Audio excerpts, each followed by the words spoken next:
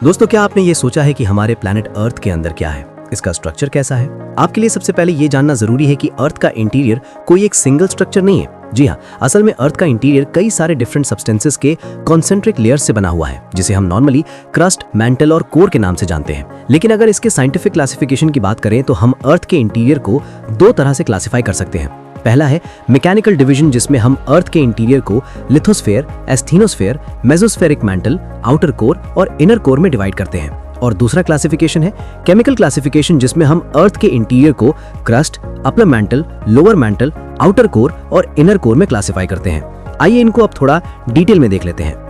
Mechanical classification of earth's layer. Lithosphere earth के interior का सबसे आउटर लेयर है और इसका थिकनेस 100 से 120 किलोमीटर होता है, जिसमें क्रस्ट और मैंटल भी इंक्लूडेड है। अर्थ का लिथोस्फेयर कई सारे टुकड़ों में बटा हुआ होता है, जिसे हम टेक्टोनिक प्लेट्स कहते हैं, और इन प्लेट्स के मूवमेंट को टेक्टोनिक मूवमेंट कहा जाता है।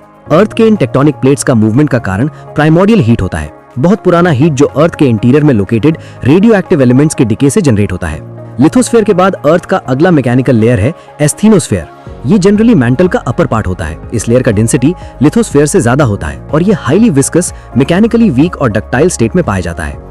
एस्थेनोस्फेयर के ठीक नीचे लोकेटेड है मेसोस्फेरिक मैंटल, जो अर्थ के वॉल्यूम का 87% और मास का 67% होल्ड करता है। इस लेयर में काफी टेम्परेचर डिफरेंस पाया जाता है, जिसके कारण यहाँ एक कन्वेक्टिव करंट जनरेट होता है जो टेक्टोनिक प्लेट्स को मूव करने में मेजर रोल प्ले करता है। मैंटल के बाद अर्थ का नेक्स्ट लेयर है आउटर कोर और इनर कोर। दोनों को कलेक्टिवली अर्थ का कोर कहा जाता है, लेकिन दोनों में सिग्निफिकेंट डिफरेंस होने के कारण दोनों लेयर्स को अलग अलग स्टडी किया जाता है। आउटर कोर इनर कोर के चारों ओर सराउंडेड है। आउटर कोर बहुत ज्यादा प्रेशर झेलने के बावजूद भी लिक्विड स्टेट में रहता है। साइंटिस्ट के अनुसार तो यहाँ जनरेट हुए कन्वेक्टिव करंट्स ही अर्थ के मैग्नेटिक फील्ड के लिए जिम्मेदार होते हैं। आउटर कोर के ठीक नीचे लोकेटेड है इनर कोर। यहाँ का टेम्परेचर 6000 डिग्री सेंटीग्रेड है, जो करीब करीब सन के टेम्परेचर के बराबर है, लेकिन यहाँ एक्सट्रीम प्रेशर होने की वजह से ये लेयर सॉलिड स्टेट में रहता है। मैकेनिकल डिवीजन के बाद अब हम बात करते हैं अर्थ के इंटीरियर के केमिकल डिविजन्स के बारे में। Chemical classifications of earth's interior. Crust earth के इंटीरियर का सबसे आउटर मोस्ट पार्ट है, जिसका विड्थ 8 से 40 किलोमीटर के आसपास है। यहाँ ध्यान देने वाली बात यह है कि इसका विड्थ कॉन्टिनेंट और ओशंस के लिए डिफरेंट होता है। ओशंस में क्रस्ट का विड्थ रिलेटिवली कम होता है। ये लेयर सियाल यानी कि सिलिकॉन और एल्यूमिनियम से बना होता है। क्रस्ट के बाद अर्थ का अगला लेयर है मैंटल।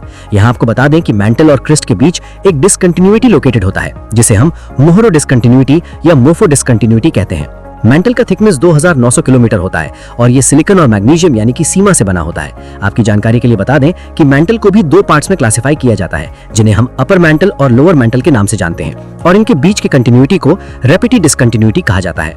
कोर अर्थ का इनर मोस्ट लेयर होता है और गिटनबर्ग डिसकंटिन्यूटी इसे मैंटल से सेपरेट करता है। कोर को ओकेजनली बैरिस्फेयर से भी रेफर किया जाता है। ये अर्थ का सबसे डेंसेस्ट लेयर भी है, जिसकी डेंसिटी 9.5 से लेके 14.5 ग्राम पर सेंटीमीटर होता है। आउटर कोर और इनर कोर के बीच की डिसकंटिन्यूटी को हम लेमन डिसकंटिन्यूटी के नाम से जानते हैं।